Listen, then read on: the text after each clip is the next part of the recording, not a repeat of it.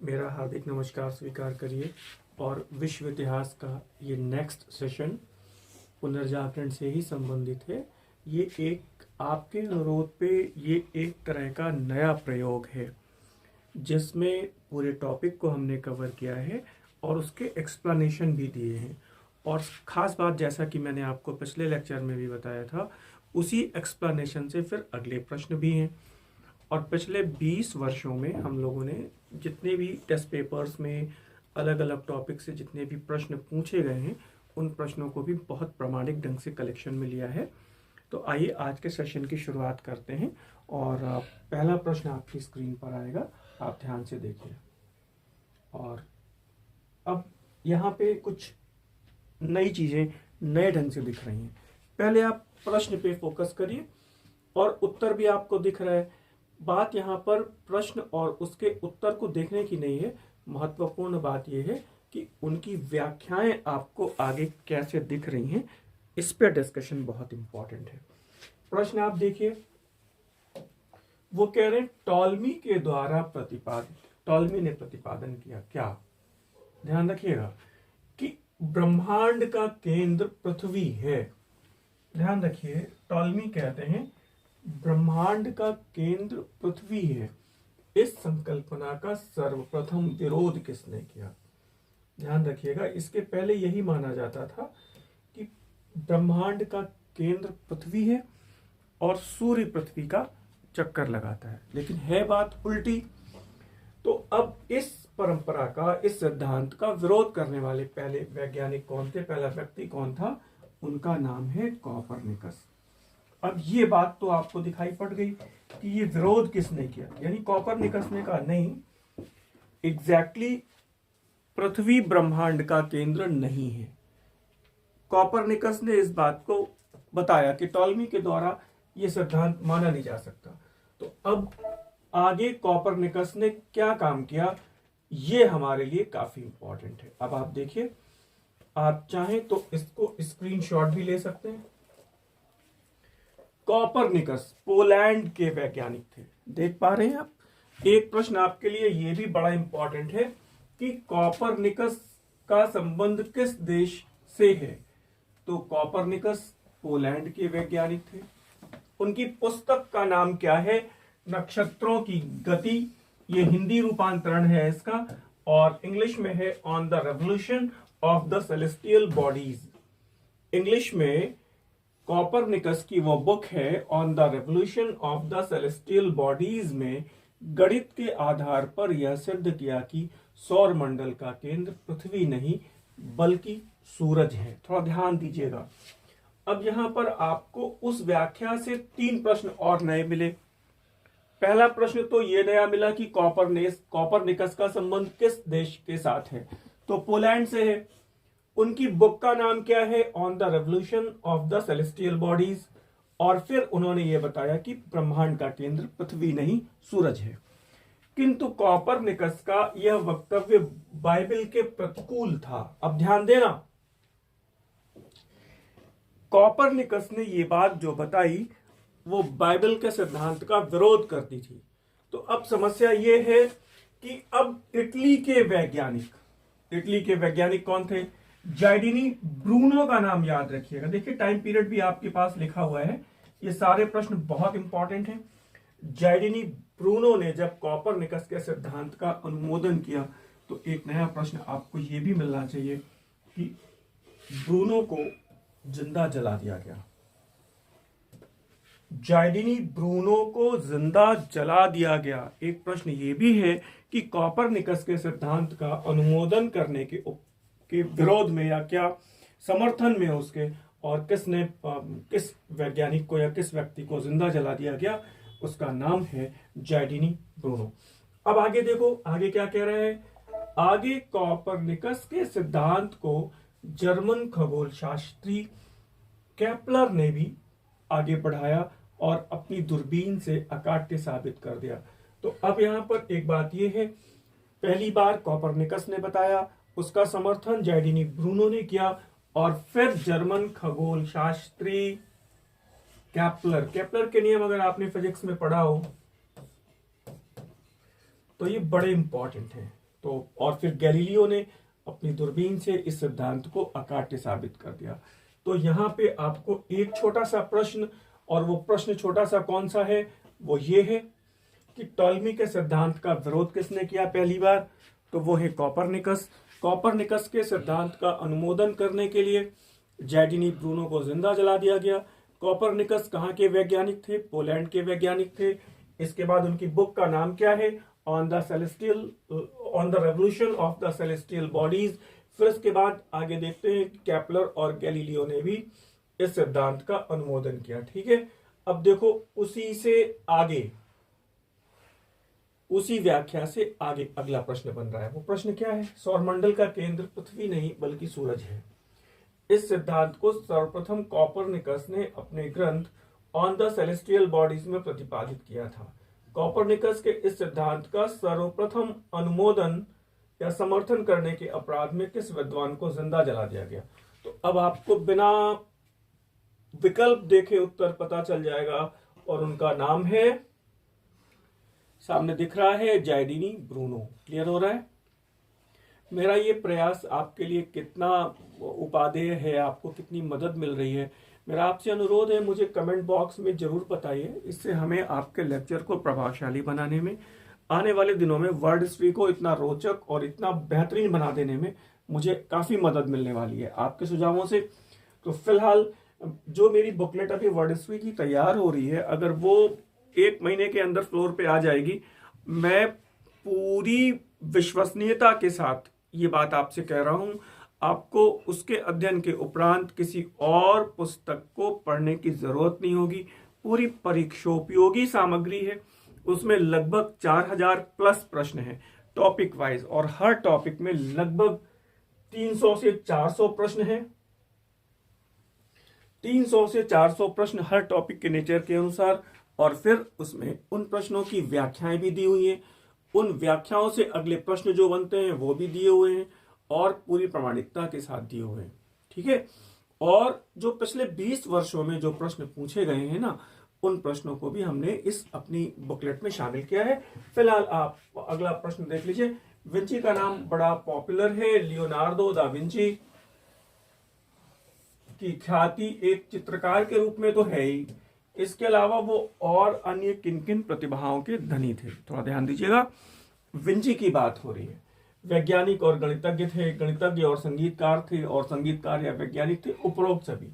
तो अब यहाँ पे ये बात आ रही है, उपरोक्त सभी सब कुछ थे। ठीक है, अब मामला ये है, इसकी व्याख्या देखिए आप। और 2 लोगों का नाम बड़ा फेमस है, एक तो माइकल एंजेलो है और दूसरा लियोनार्डो दा विंची है। अब थोड़ा यहां पे देखिए, बहुमुखी प्रतिभा के धनी, मूर्तिकार, चित्रकार, स्थापत्यकार और कवि, और सबसे अधिक इंसान माइकल एंजेलो। पहले एंजेलो को देख लीजिए आप, यहाँ माइकल एंजेलो को देख लीजिए। वो मूर्तिकार भी हैं, चित्रकार भी हैं, स्थापत्यकार भी हैं, कवि भी हैं, और सबसे अधिक मानवतावादी व्यक्ति हैं, विचारों को कंटिन्यू करते हैं। और इनका सर्वश्रेष्ठ चित्र कौन सा है, द लास्ट जजमेंट, ध्यान रखिएगा, जिसे पूरा करने में उन्हें 8 वर्ष लग गए, ये ध्यान रखिएगा। तो एक नया प्रश्न आपको यहां पर ये मिल रहा है। माइकल एंजेलो भी बहुत प्रतिभाशाली थे, वो मूर्तिकार हैं, चित्रकार हैं, स्थापत्यकार हैं, कवि हैं। और अब बात आ रही है लियोनार्डो दा विंची की। लियोनार्डो विंची का समय आपको ध्यान देना चाहिए, 1452 से 1519 तक है, ये सामने लिखा हुआ है। फ्लोरेंस के निवासी थे, इट मीन्स कि वो कहां के निवासी थे, तो लियोनार्डो विंची फ्लोरेंस के निवासी थे। और फ्लोरेंस को फूलों का नगर भी कहा गया है। और अब आपको ध्यान देना चाहिए, बहुमुखी प्रतिभा के धनी विंची की बात हो रही है यहां पर।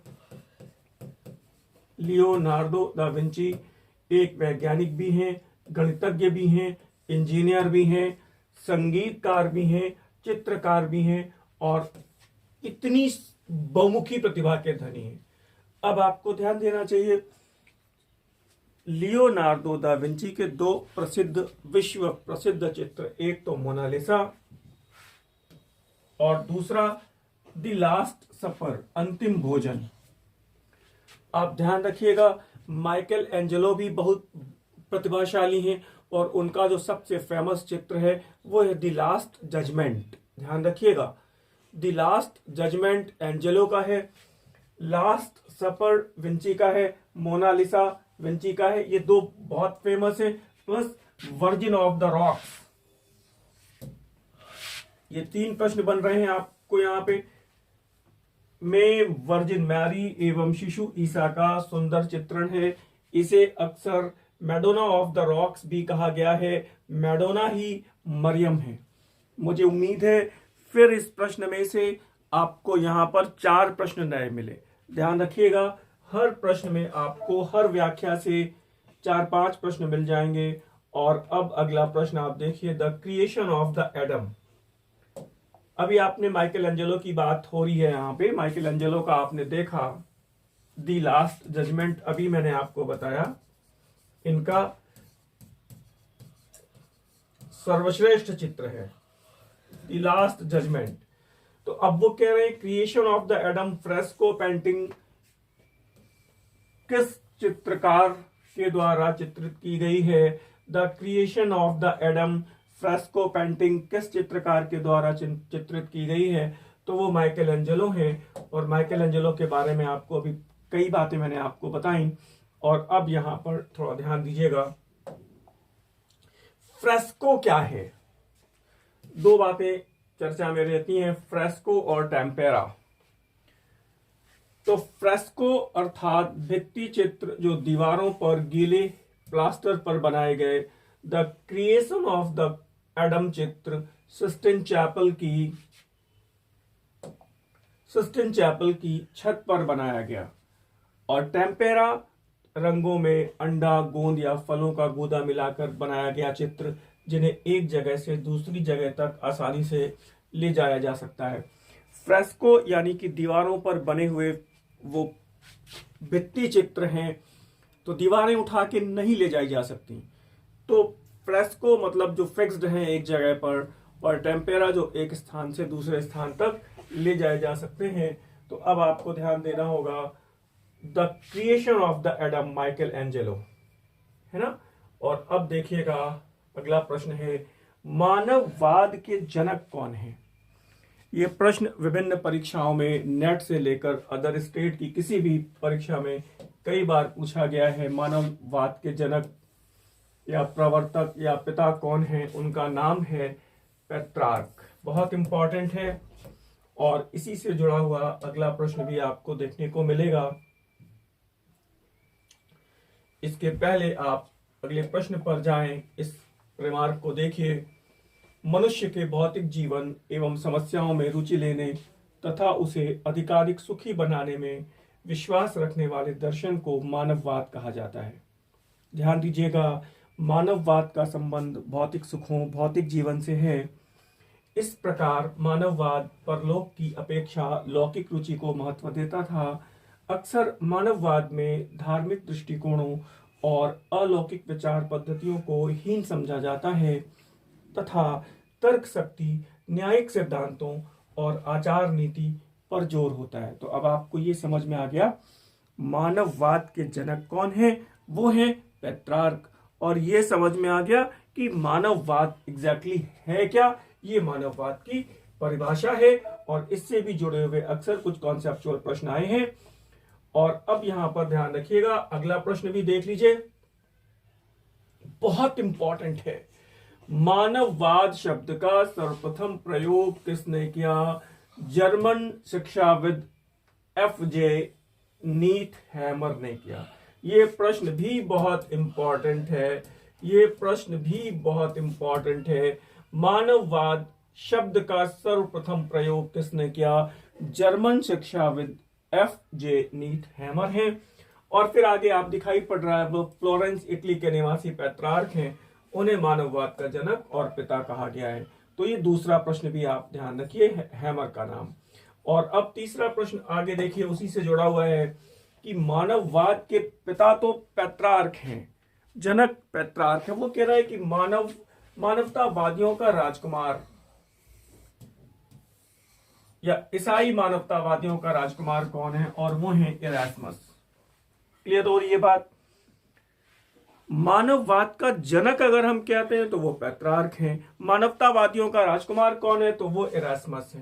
क्लियर हुआ? अब थोड़ा हम लोग आगे देखते हैं और फिर अगली व्याख्याएं आप देखिए। तो अब पहले तो मैंने मानववाद का जो आपको परिभाषा अभी मैंने बताई थोड़ी देर पहले, ये वही व्याख्या फिर से है यहाँ पर, और यहाँ पर ये बात आगे आ रही है। मानववाद शब्द का सर्वप्रथम प्रयोग जर्मन शिक्षाविद F.J. नीथहैमर ने किया, अभी मैंने डिस्कस किया आपसे। और अब देखिएगा, ये सारे रिमार्क आप स्क्रीनशॉट ले सकते हैं। फ्लोरेंस इटली के निवासी पेट्रार्क, उनका टाइम पीरियड भी है, मानववाद का जनक कहते हैं, और इरास्मस को मानवतावादियों का राजकुमार कहा गया है। और फिर देखिएगा 1439 ईस्वी में इटली में प्रथम मानवतावादी अकादमी की स्थापना हुई। एक प्रश्न आपके लिए ये भी इंपॉर्टेंट है, आपको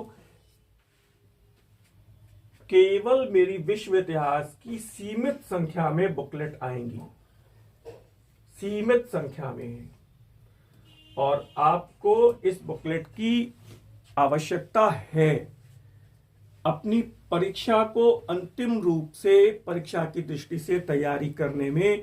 विश्व इतिहास को इतने सहज और सामान्य ढंग से पढ़ने के लिए आपको इस बुकलेट की जरूरत पड़ेगी, क्योंकि उसमें प्रश्न उत्तर वाइज एक्सप्लेनेशन है और इतनी जबरदस्त व्याख्याएं हैं जैसे यहां पर दी हुई हैं।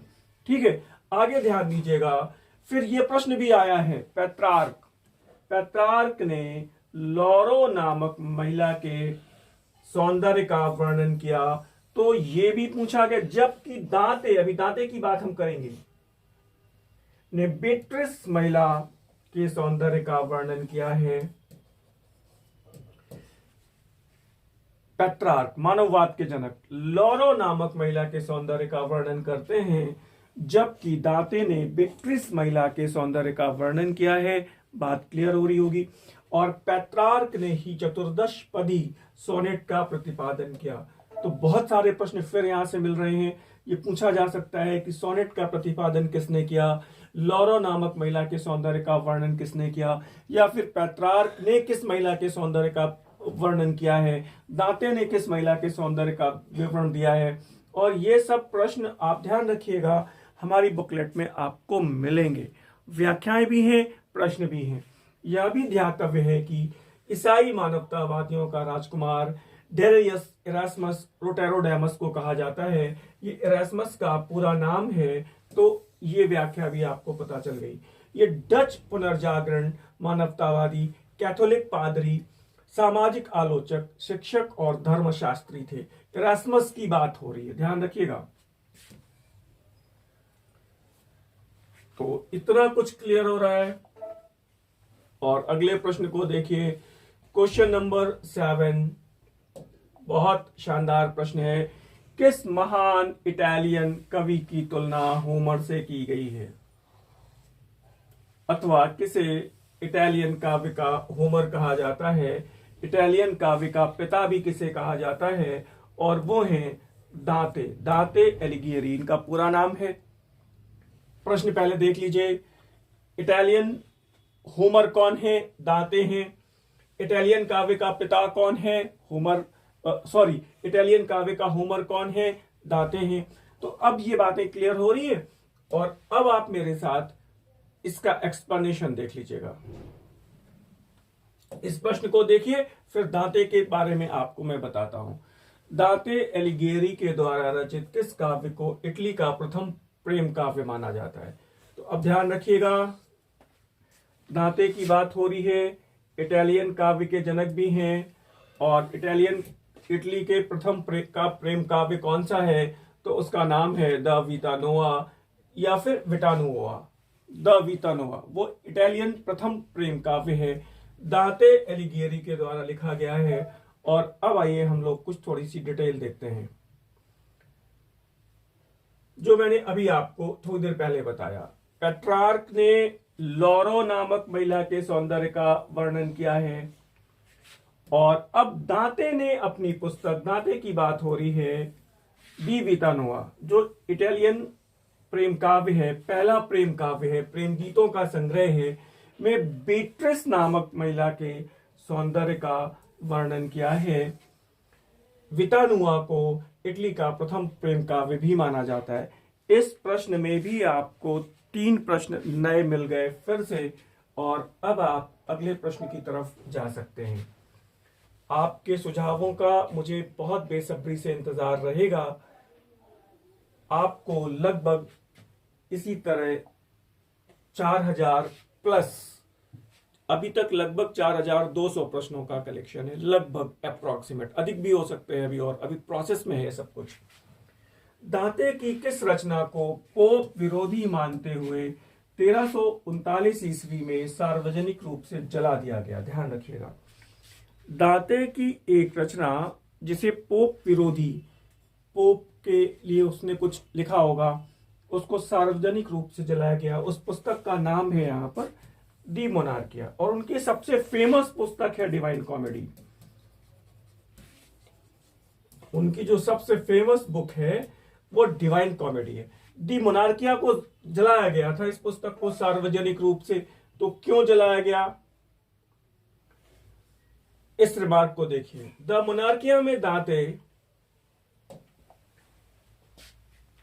द मोनार्किया में दांते प्राचीन रोमन साम्राज्य के आदर्शों का तर्कपूर्ण समर्थन तथा व्यक्तिगत स्वतंत्रता की हिमायत करते हैं। थोड़ा ध्यान दीजिएगा, उसने इस कृति में, यानी दांते ने इस कृति में यह स्थापित करने का प्रयत्न किया कि अधार्मिक विषयों में राजशक्ति ही सर्वोच्च होनी चाहिए। ध्यान रखिएगा, अधार्मिक विषयों में राजशक्ति ही सर्वोच्च होनी चाहिए। और पोप विरोधी होने के कारण, पोप धार्मिक मामलों में सर्वोच्च हो सकता था, लेकिन पोप राजनीतिक मामलों में भी दखल देते थे और सम्राट को भी अपने नियंत्रण में रखते थे। तो वो ये कह रहे हैं कि इसी वजह से इसको पोप विरोधी मानते हुए इस पुस्तक को 1339 में जला दिया गया सार्वजनिक रूप से। और 1554 में, ध्यान रखिएगा, इस पुस्तक को प्रतिबंधित पुस्तकों की श्रेणी में भी रख दिया गया। इतनी क्लियर ढंग से आपको सारी चीजें पता चल रही हैं। अगर एक अननोन छात्र भी पढ़ेगा पहली बार तो उसको रोमांच हो जाएगा। सारी चीजें क्लियर कट ढंग से आ रही हैं। और फिर देखिएगा, दांते के बारे में ही बातें चल रही हैं। दांते को इतालवी कविता का पिता, फादर ऑफ इटालियन पोइट्री, दांते को इतालवी काव्य का पिता, इटालियन पोइट्री का पिता, जनक भी कहते हैं। दांते ने अपनी कविताएं अपनी मातृभाषा में ही लिखी। ध्यान रखिएगा, बड़ी इंपॉर्टेंट है। और दांते ने डिवाइन कॉमेडी की रचना टस्कनी भाषा में, वो उसकी मातृभाषा है, थोड़ा ध्यान रखिएगा। ये सब प्रश्न बड़े इंपॉर्टेंट हैं, बड़े रोचक ढंग से चीजें पता चल रही हैं। आप इसको आराम से बैठकर खाना बनाने के बाद, खाने के बाद आराम से बिस्तर पे बैठिए, 2 पन्ने पढ़ लीजिए, 50 क्वेश्चन तैयार हो गए आपके फटाफट। एक्सप्लेनेशन पढ़ लिया, प्रश्न पढ़ लिया, एक्सप्लेनेशन पढ़ लिया, प्रश्न पढ़ लिया। दांते ने डिवाइन कॉमेडी की रचना टस्कनी भाषा में की थी, क्योंकि उस समय इटली की भाषा टस्कन के नाम से जानी जाती थी। ठीक है, डिवाइन कॉमेडी का मूल नाम इटली भाषा में ला कॉमेडिया है।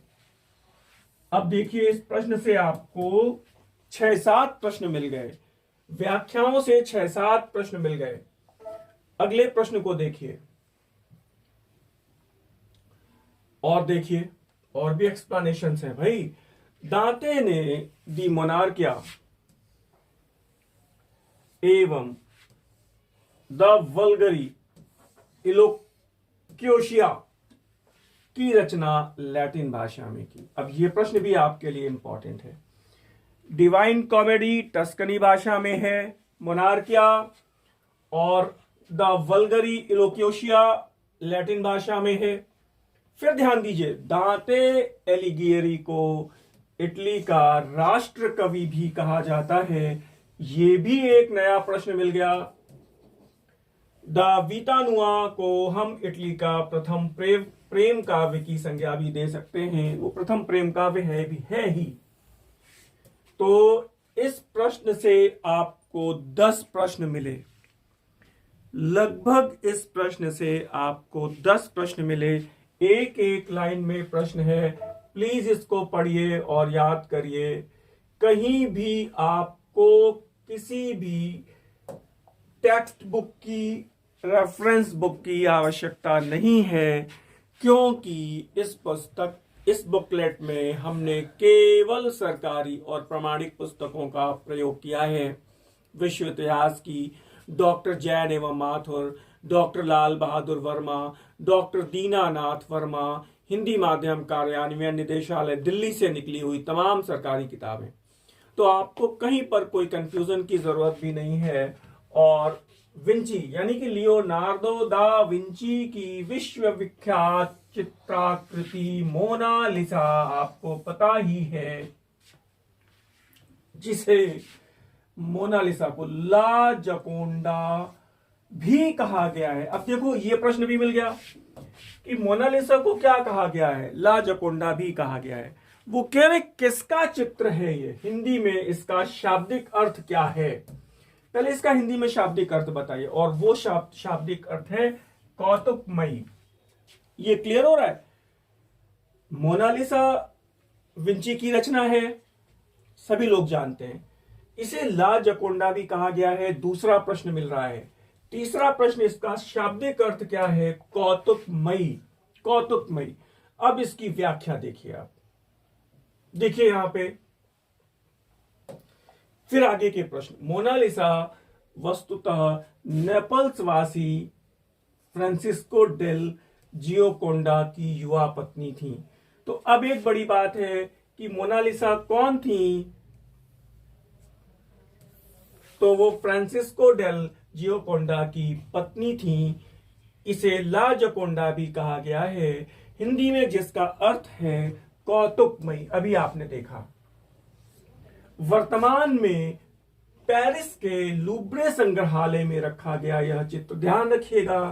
फिर एक नया प्रश्न है कि मोनालिसा की पेंटिंग कहां पर रखी हुई है, तो वो पेरिस के लूब्रे संग्रहालय में रखी गई है। यह चित्र अपनी रहस्यमयी मुस्कान, भावभंगिमा, परिधान के सौंदर्य एवं प्राकृतिक पृष्ठभूमि के लिए प्रसिद्ध है। इट मीन्स कि यहां से भी आपको 3 प्रश्न मिल रहे हैं।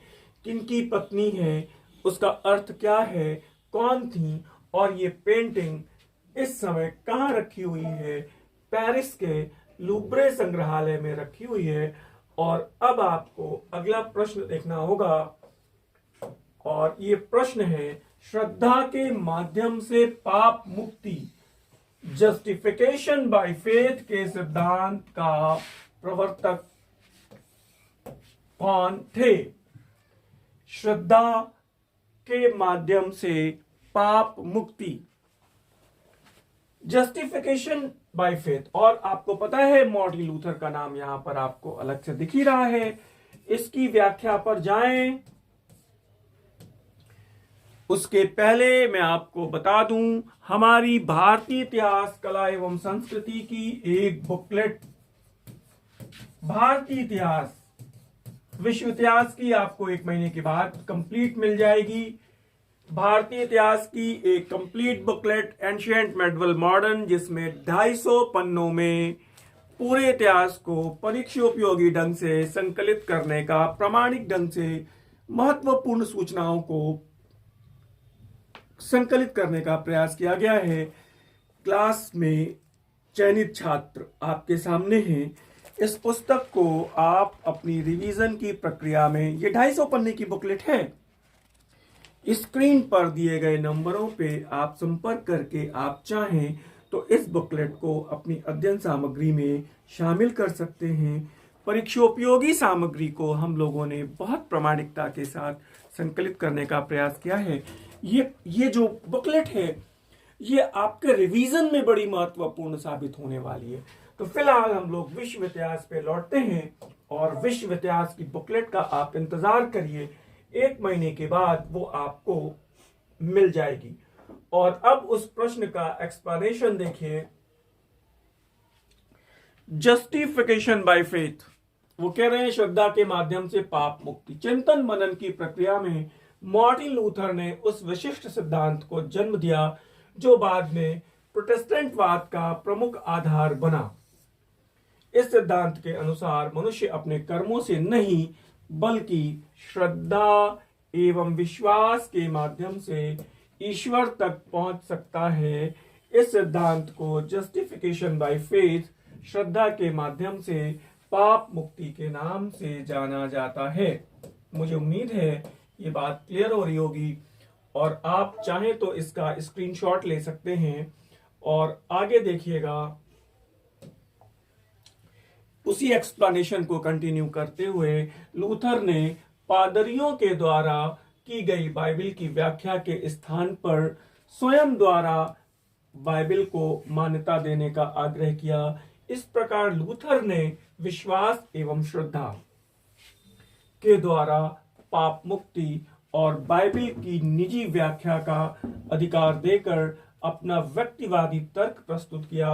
उसके अनुसार कोई भी मोची, ध्यान दीजिएगा, कोई मोची भी किसी पादरी की तरह अच्छा या बुरा हो सकता है। बातें क्लियर हो रही हैं और आगे बढ़ते हैं। अगला प्रश्न देखिए। अब ये मार्टिन लूथर पोप के विरुद्ध हो गए थे। क्यों हो गए थे? पोप के विरुद्ध होने का तात्कालिक कारण क्या था? तात्कालिक कारण क्या था? तो ये आपको अलग से दिख रहा है। पोप के द्वारा पाप मोचन पत्रों, इंडल्जेंस की बिक्री करवाना। वो पोप लुई दशम है, ध्यान रखना, लुई दशम बहुत फेमस हुआ है ये।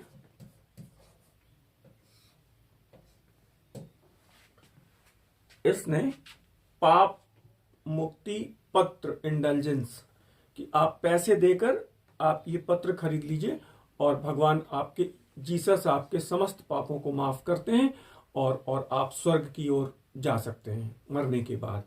तो ये उसने विरोध किया इसका। ये कैसे संभव है? पैसों से आप इन पत्रों को खरीदेंगे, पाप मोचन पत्रों को, इंडल्जेंस को, और फिर आप स्वर्ग के अधिकारी बन जाएंगे। इसका बहुत दुरुपयोग हुआ। लूथर ने इसका विरोध किया और यही कारण है, आप देखेंगे ये घटना पुनर्जागरण का कारण बनती है आगे उसके विचारों के प्रचार प्रसार में। देखिएगा, लूथर प्रारंभ में पोप के विरोधी नहीं थे, परंतु पाप मोचन पत्रों यानी इंडल्जेंस की बिक्री के कारण वे पोप के विरोधी बन गए। वस्तुतः पोप लियो दशम, थोड़ा ध्यान दीजिएगा, ये नाम बड़ा इंपॉर्टेंट है, ने पोप निकोलस पंचम के द्वारा बनवाए गए संत पीटर चर्च के पुनर्निर्माण के लिए इंडल्जेंस, पाप मोचन पत्रों की बिक्री का निर्णय लिया। इंडल्जेंस एक प्रकार का क्षमा पत्र था जिसे धन के बदले कोई भी खरीदकर अपने पापों से मुक्ति प्राप्त कर सकता था। ये ध्यान रखिएगा, इंडल्जेंस या फिर पाप मोचन पत्र क्या थे? कोई भी ईसाई खरीद सकता था और वो अपने पापों से मुक्ति पा सकता था, क्षमा पत्र थे। इसी का विरोध किया। ठीक है, अब थोड़ा ध्यान दीजिएगा, यहां पर बहुत सारे प्रश्न बनेंगे अभी। पोप ने यह कार्य किसको सौंपा? आर्क बिशप को सौंपा, और आर्क बिशप ने इन क्षमा पत्रों की बिक्री का अधिकार एक पादरी टेडजेल को दे दिया। इसका नाम बड़ा फेमस है ना, और यही पहुंचा था इन क्षमा पत्रों की बिक्री करते हुए मार्टिन लूथर के पास। तो अब टेडजेल क्या कहता है? देखिए, जैसे क्षमा पत्रों के लिए दिए गए धन या सिक्कों की खनक गूंजती है, उस समय उस आदमी की आत्मा जिसके लिए धन दिया गया है सीधे स्वर्ग में प्रवेश कर जाती है। तो ये एक्सप्लेनेशन देखिएगा, टेडजेल का नाम इंपॉर्टेंट है। आर्क बिशप का नाम इंपॉर्टेंट है, लियो दशम का नाम इंपॉर्टेंट है। और फिर ध्यान दीजिएगा, ये तो पूरा पैराग्राफ 1517 की बात है। वो टेडजेल पादरी का नाम है, क्षमा पत्रों की बिक्री करता हुआ जर्मनी के सैक्सनी राज्य की सीमा पर विटेनबर्ग, जहां पर वो मौजूद थे, मार्टिन लूथर नामक स्थान पर जा पहुंचा। मार्टिन लूथर इस समय सैक्सनी के विश्वविद्यालय में प्राध्यापक थे। लूथर ने इन क्षमा पत्रों की बिक्री का विरोध किया। बातें क्लियर हो रही हैं? कोई तो परेशानी मुझे लग रहा है नहीं आ रही है। आप आसानी से देख सकते हैं 1517 की वो घटना है। टेडजेल इन क्षमा पत्रों को बेच रहे थे। लियो दशम ने आर्क बिशप को नियुक्त किया था और आर्क बिशप ने इस टेडजेल पादरी को। अब देखिए फिर अगला प्रश्न, बहुत बहुत शानदार प्रश्न है। इसी प्रश्न में ही कई प्रश्न है। पादरी टेडजेल, इन क्षमा पत्रों की बिक्री कौन कर रहा था? तो वो टेडजेल कर रहे थे के द्वारा पाप मोचन पत्रों की बिक्री के विरोध में मार्टिन लूथर ने 31 अक्टूबर 1517 को, ध्यान रखिएगा ये तारीख भी बहुत इंपॉर्टेंट है, 31 अक्टूबर 1517 को अपना एक विरोध प्रपत्र, जिसे 95 थीसिस भी कहा गया है, जिसमें 95 बिंदु थे। कितने बिंदु थे? 95 थीसिस, 95 बिंदु थे। कहां चिपका दिया? कैसल गिरजाघर के प्रवेश द्वार पर चिपका दिया। यह प्रपत्र किस भाषा में था? लैटिन भाषा में था। किस भाषा में था? लैटिन भाषा में था। अब देखो कितने प्रश्न मिल गए। टेडजेल इन पत्रों की बिक्री कर रहे थे। किस तारीख में विरोध हुआ? 31 अक्टूबर 1517 को। मार्टिन लूथर ने अपना 95 थीसिस, 95 बिंदुओं वाला एक बड़ा सा पर्चा किस गिरजाघर के प्रवेश द्वार पर चिपका दिया? कैसल गिरजाघर के प्रवेश द्वार पर चिपका दिया। ये थीसिस किस भाषा में लिखी गई थी? लैटिन भाषा में लिखी गई थी। 95 बिंदु लैटिन भाषा में, कैसल गिरजाघर, तारीख ध्यान रखिए 31 अक्टूबर 1517।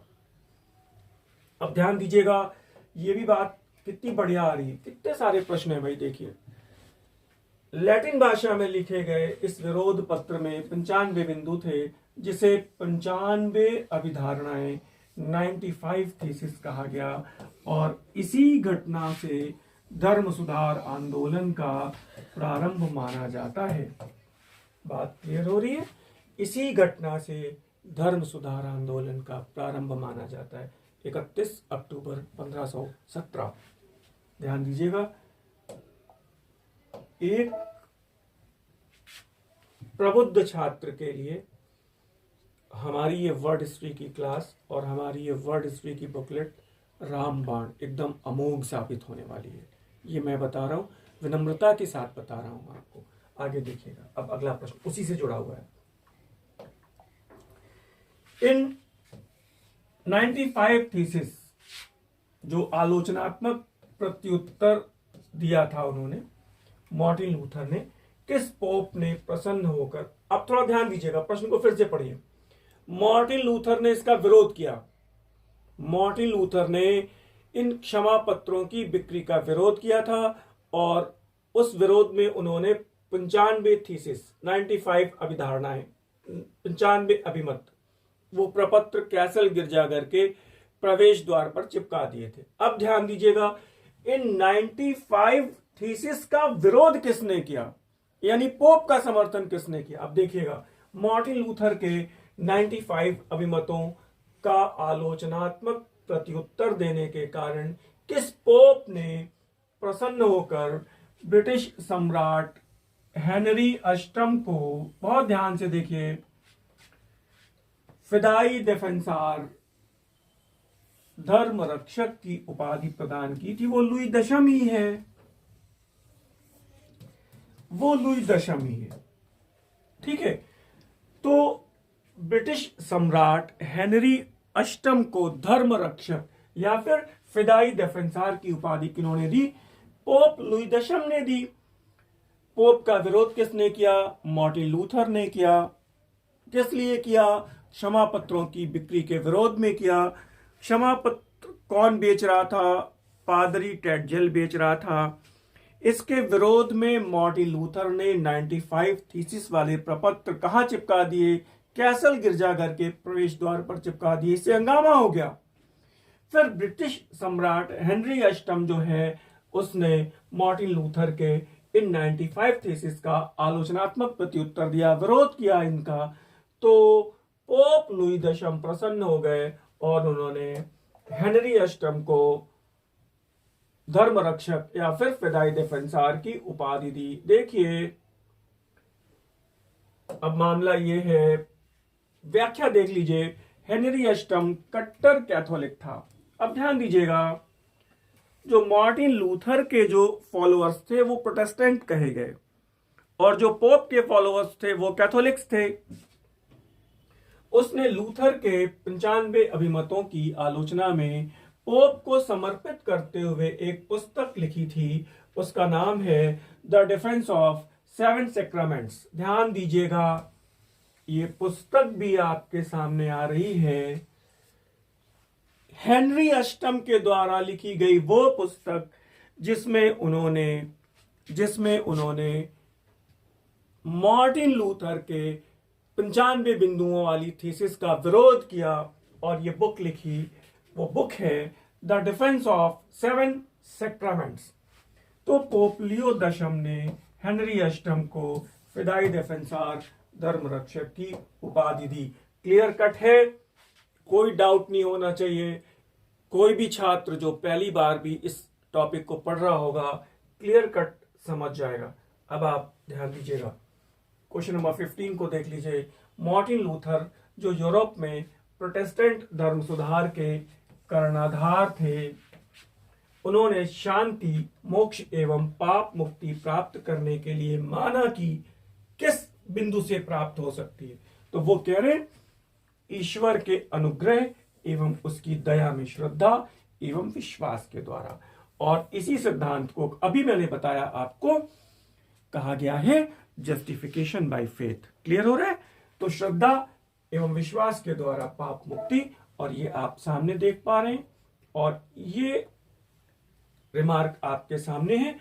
ये सिद्धांत मैंने अभी आपको बताया, जस्टिफिकेशन बाय फेथ थोड़ी देर पहले भी डिस्कस किया है।